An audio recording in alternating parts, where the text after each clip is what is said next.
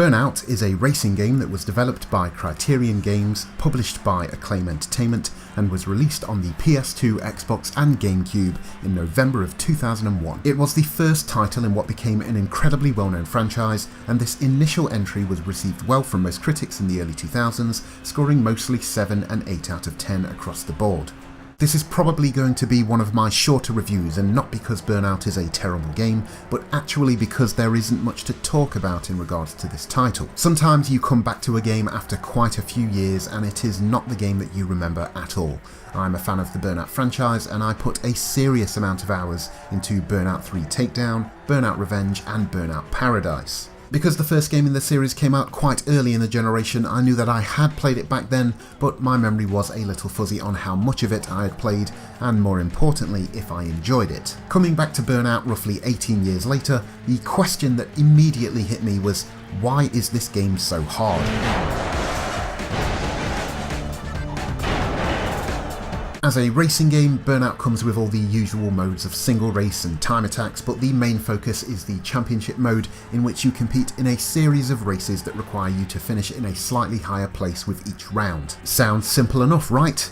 Wrong, because this game is so much harder than I ever remember it being, and I have no idea how I put up with it as a kid. In what would come to be known as the usual Burnout style, races take place on busy city streets, so you'll be doing your best to weave in and out of traffic and overtake your opponents as you do a few laps around some fictional metropolitan area. The driving is fine. I can't really make a case to say that the cars don't handle well, but where you run into trouble is that it seems like no matter which car you choose, you're just not fast enough. You have the option of a handful of vehicles, from hatchbacks, sports cars, saloons and pickups, and it is implied that the faster the car, the higher the difficulty, but even in the easiest car and driving on the first track, I struggled for 3 laps just to get second place. The AI racers will speed off and leave you miles behind as soon as the race begins, so what you're supposed to do here is drive skillfully, avoid crashing and build up your burnout meter that will then give you the boost to get to first place. However, what tends to happen in most cases is something like this.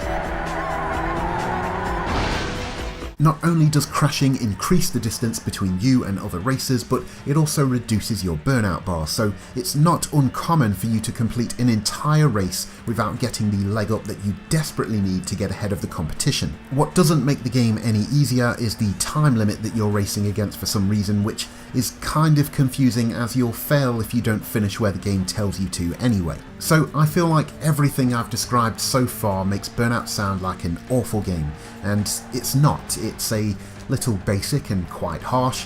Its gameplay is perfectly fine as far as races go, but it certainly feels like a game that hasn't quite found its hook yet. Even the big feature of the latter games in the franchise is understandably a little underwhelming here, although it does put quite a bit of focus on the crashes by adding an action replay and allowing you to save the replays of your bumps and scrapes to your memory card.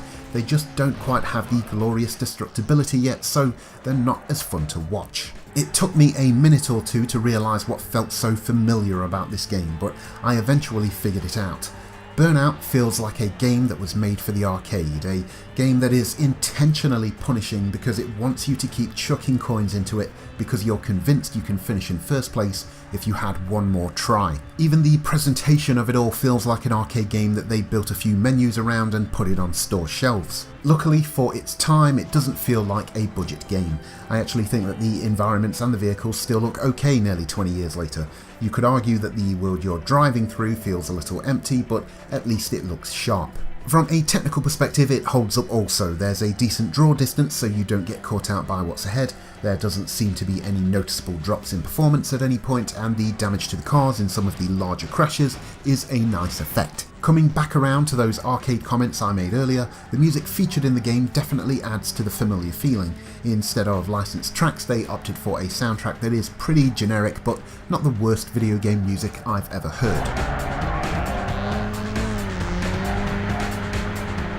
As I mentioned at the top of this review, Burnout's difficulty caught me by surprise, and during my time with the game it leaned a little too much towards frustrating rather than fun. As a fan, I'm glad it's part of my collection, but after playing it again, I'm unsure as to whether I can see myself giving it another spin in the future. It looks nice and controls well. Sometimes you feel like the game is working against you and things can get rough, but if you're up for a challenge and have the patience, then there's certainly some fun to be had here.